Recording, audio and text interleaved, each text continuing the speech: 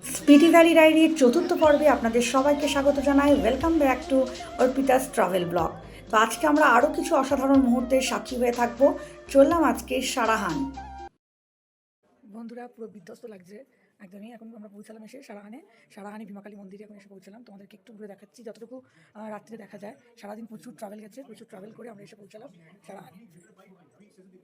সিমলা থেকে শুরু করে সেই সকাল 9টায় যাত্রা শুরু করে আমরা 13 ঘন্টা পথ পেরিয়ে সারাহান এসে পৌঁছলাম। প্রায় তখন রাত 8:30 পৌনে 9টা। অসম্ভব কষ্ট হয়েছিল, পুরো বিধ্বস্ত ছিলাম আমরা প্রত্যেকটা মানুষ। তবুও সেই রাত্রি ওই সারাহানের ভীমাকালী মন্দিরের মধ্যে আমাদের গেস্ট হাউসগুলো দেখে এবং সেখানকার সমস্ত পরিবেশটা দেখে ভীষণ ভালো লাগলো।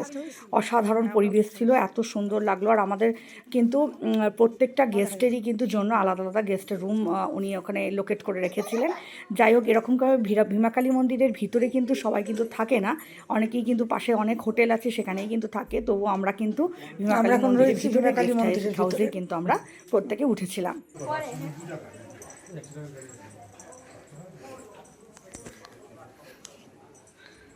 রাত এখন 8:30 বাজে আর আমরা এসে পৌঁছালাম সারাহানের ভীমাকালী দেবীর মন্দিরের ভিতরে। আমরা থাকবো আজকে একদম ভীমাকালী মন্দিরের ভিতরে গেস্ট হাউসে। এই হচ্ছে মন্দির চত্বর। এখন রাত্রিবেলা যতটুকু দেখাচ্ছি আমি। এই হচ্ছে মন্দির চত্বরটি। এই যে পুরো দেখো, ওপর থেকে আমি দেখাচ্ছি, তোমরা বন্ধুরা দেখতে পাচ্ছ কিনা দেখো, বুঝতে পারছি। এই ভিতর দিকে এই সব হচ্ছে গেস্ট হাউস।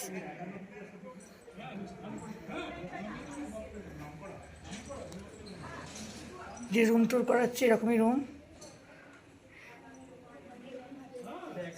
অনেক গ্রুপের সবাই দাঁড়িয়ে রয়েছে, এই বারান্দা থেকে দেখা যাচ্ছে। এইগুলো সব গেস্ট হাউস। আর আমাদের এই লাইনটা তো সব গেস্ট হাউস, এদিকটা সব গেস্ট হাউস। ভীমাকালী দেবীর মন্দিরের ভিতরে গেস্ট হাউসে সব আমরা থাকবো আজকে রাত্রিটুকু, জাস্ট একটা রাত্রির জন্যই।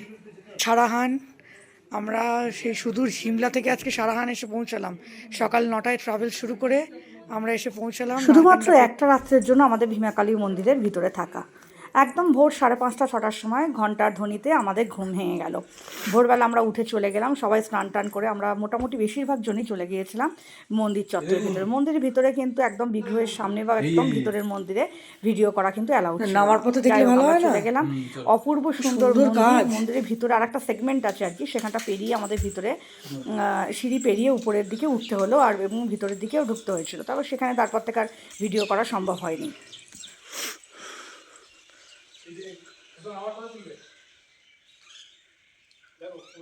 এই হচ্ছে ভীমাকালী মন্দির, আসল মন্দির, দেবীর মন্দির, মা দুর্গার মন্দির।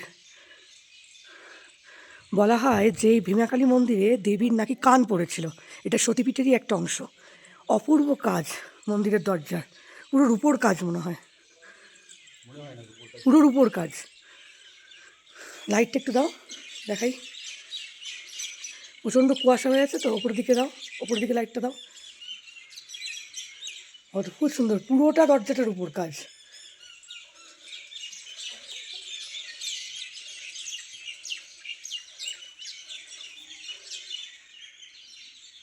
পুরো কুয়াশা হয়ে আছে, যার ফলে অন্ধকার হয়ে আছে।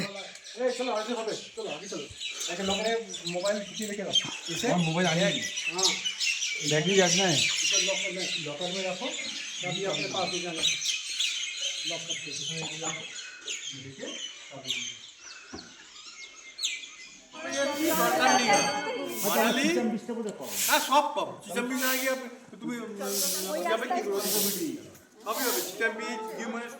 সুপ্রভাত বন্ধুরা, আমরা রয়েছি আজকে সারাহানের ভীমাকালী মন্দিরে। আমরা গতকাল রাত্রে ভীমাকালী মন্দিরে এসে পৌঁছেছিলাম 8:30টার সময়।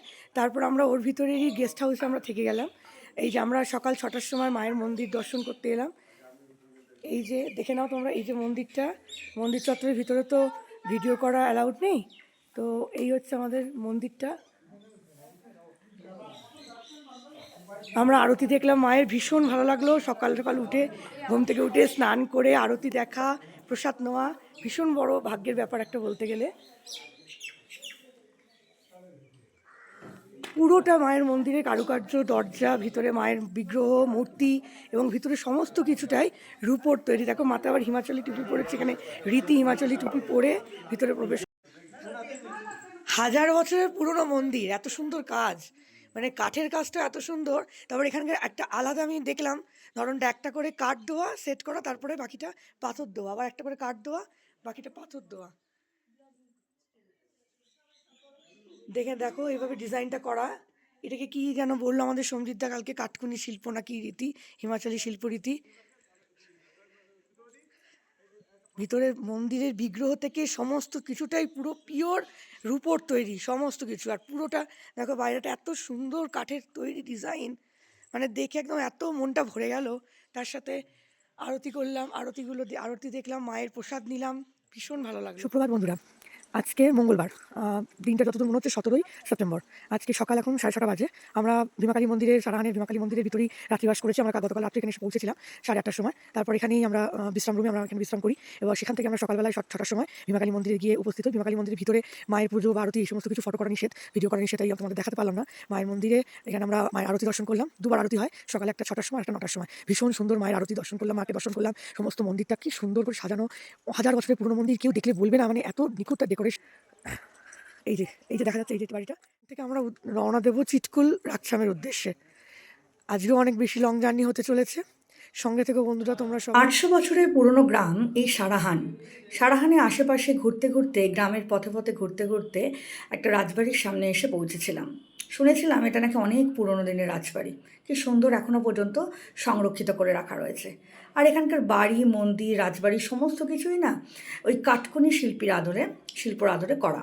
সব কিছুই সব হিমাচল রীতি, একটা হিমাচলিয়ান একটা রীতি বা কালচার এখানে কিন্তু রয়েছে।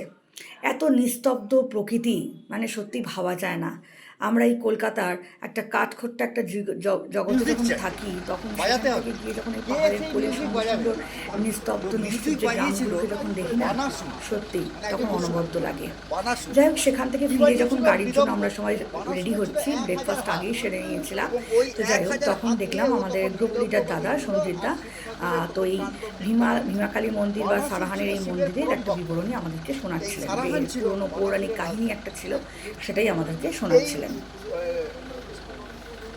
বানাসুরের যে মেয়ে, তার নাম হচ্ছে উষা, আর শ্রীকৃষ্ণর নাতি সে হচ্ছে অনিরুদ্ধ। অনিরুদ্ধ মানে প্রদ্যুম্ন ছেলে হচ্ছে অনিরুদ্ধ। এই উষা আর অনিরুদ্ধ প্রেম কাহিনী, এটা কিন্তু মানে পৌরাণিক যে প্রেম কাহিনী তার মধ্যে একটা। এই যে আমার মানে রাক্ষসের মেয়ে ওখানে শ্রীকৃষ্ণের নাতির সাথে প্রেম করলো, এটা বানাসুর মেনে নিতে পারে। বানাসুর অনিরুদ্ধকে, বানাসুরের অনেকগুলো কাহিনী, পৌরাণিক কাহিনী আমরা শুনলাম এই মন্দিরকে কেন্দ্র করে। এমনিতে এই মন্দির সম্পর্কে কথিত আছে যে এখানে সতীপীঠেরই এটি একটি অংশ, দেবীর কান পড়েছিল এখানে। সেই পৌরাণিক দৃশ্য অবলম্বন করে আমরা আবার চলে গেলাম, আমরা রওনা দিলাম আজকের মতো কল্পাকিন্নরের উদ্দেশ্যে। তার পাহাড়টাকে কিছুটা কেটে রাস্তা তৈরি হয়েছে। তো এবার ওই একটা জায়গা যেটাকে রক টানেল বলা হয়, সেই রক টানেলটা হচ্ছে মানে ওখানে পুরোটাই পাথর ছিল। ওই পাথরের ভেতরটা সেই সময় ব্রিটিশরা এইটা করেছিল, ওর ভেতর দিয়ে পাথরটাকে কেটে টানেলের ভেতর দিয়ে আমাদের বাস যাবে।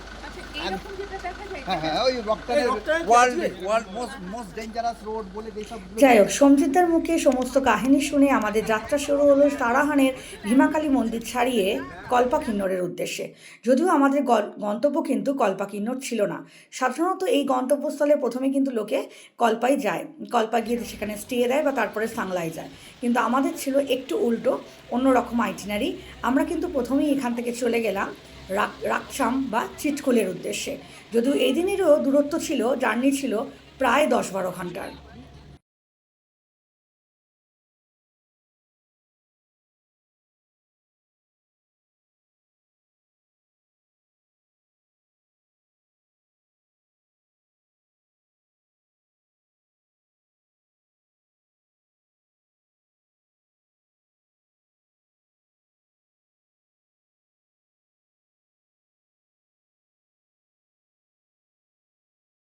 ইন্ডো টিবেটিয়ান হাইওয়ে পৃথিবীর মধ্যে যতগুলো ডেঞ্জারাস হাইওয়ে আছে তার মধ্যে একটি হাইওয়ে, যেটাকে কল্পাকিন্নর রোড বলেও কিন্তু আমরা জানি। আমাদের রাস্তায় যাওয়ার সময় আমাদের ভীষণ টেনশনে ছিলাম আমরা, কারণ আমরা যে সময় যাত্রা করেছিলাম তার কিছুদিন আগেই প্রচুর ধস নেমেছিল আর প্রচুর পরিমাণে গাড়ি বন্ধ থাকছিল, রাস্তা কিন্তু অনেক জায়গায় আটকে গেছিলো। এখানে একটা খুব বিখ্যাত জায়গা আছে এই রাস্তাতে যাওয়ার সময় পরে, যেটার নাম হচ্ছে নেগুলসারি। তো এই জায়গাটা কিন্তু সব সময় বন্ধ থাকে, বেশিরভাগ সময় সেখানে অনেক গাড়িগুলো দাঁড়িয়ে থাকে, রাস্তা ঠিক করে, আবার সেই সময় গাড়িগুলোকে ছেড়ে দেয়। প্রচুর কিন্তু ঘন্টার পর ঘন্টা বন্ধ থাকে, গাড়িতে কিন্তু দাঁড়িয়ে থাকতে হয়। তো আমরা কিন্তু ভীষণ টেনশন নিয়ে যাচ্ছিলাম, আমাদের দাদাও কিন্তু ভীষণ টেনশনে ছিলেন যে আমরা আজকে রাস্তাটা কতক্ষণে ক্রস করতে পারবো আর কতক্ষণে আজকে আমরা চিটকুল পৌঁছাবো।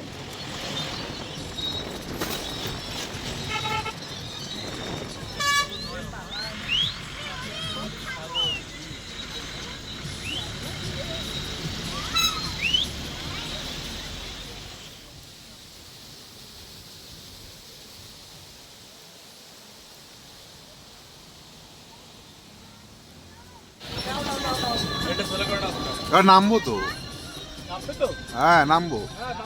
অবশেষে আমরা পৌঁছালাম সেই বিখ্যাত রক টানেল।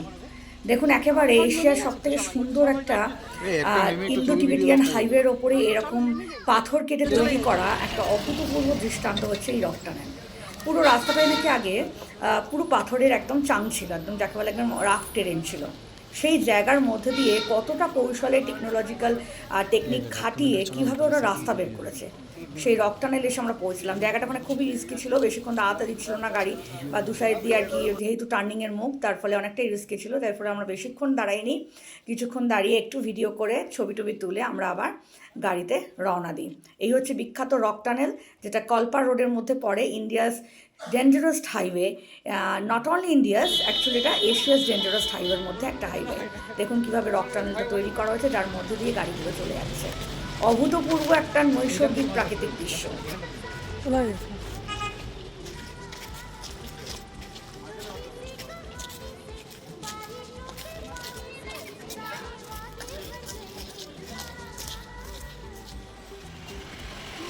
এই রক টানেল দেখে আমরা আবার আমাদের গন্তব্যস্থলের দিকে যাত্রা শুরু করলাম। পথে আমরা নিজেদের লাঞ্চটা সেরে নিই, আর তারপর আমরা ছুটে চলি আবার বহু ঘন্টার পথ পেরিয়ে, বহু কিলোমিটার পথ পেরিয়ে আরও একটা অপূর্ব নৈসর্গিক প্রাকৃতিক সৌন্দর্য দেখার মতো একটা সুন্দর গ্রাম রাকছামের উদ্দেশ্যে।